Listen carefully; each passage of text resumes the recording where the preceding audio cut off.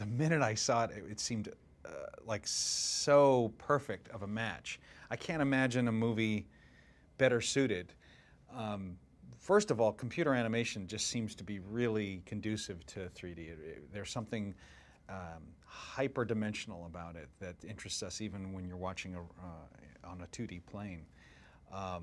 But to have a movie that's all about the environment being three-dimensional, that there's all this depth to it, it was seamless. It was almost as if we had planned it for that in the future, which there's no way we could have, but it really seems like that.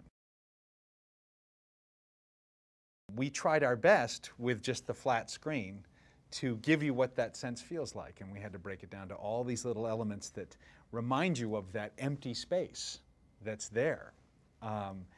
And lo and behold, all those little tricks that we did were just a huge aid in incorporating the 3D effect of things.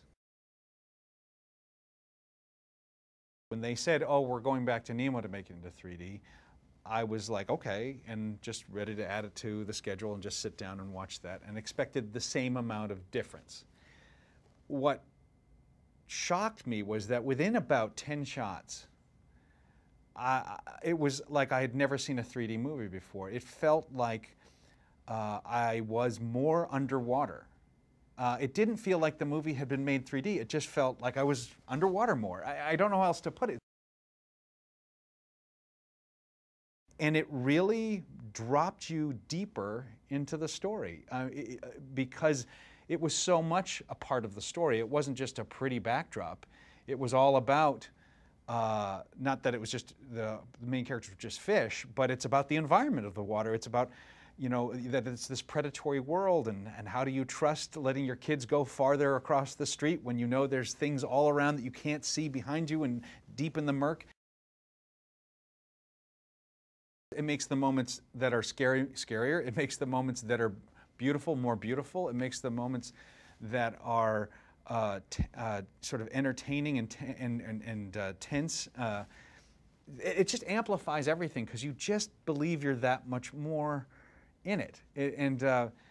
There are some scenes that just took my breath away, even though I started to get used to the 3D. And when we were on the school ride with Nemo, and sort of seeing the world through his eyes about how beautiful it is,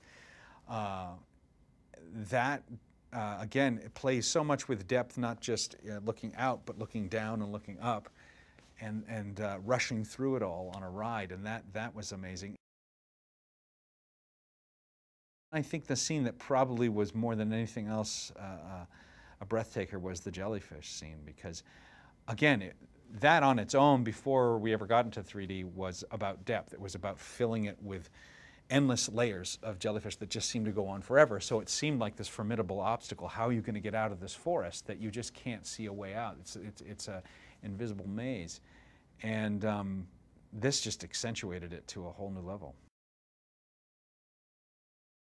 I gotta admit, that's probably selfishly the biggest thrill out of the whole idea of it going 3D. Is not only is it an added sensory look and plus to the film that nobody's experienced, but it's an excuse to get a whole bunch of kids, a whole new generation of kids, to see it in the theater like it was originally seen. I mean, every filmmaker, I think, would love to have their films rediscovered in the same way that they were presented in the first place, which is always, for me, the nostalgia of being in a big, big, big movie theater with the community of that audience all watching it collectively. You just, no matter how great your screening room is at home, you can never replicate that.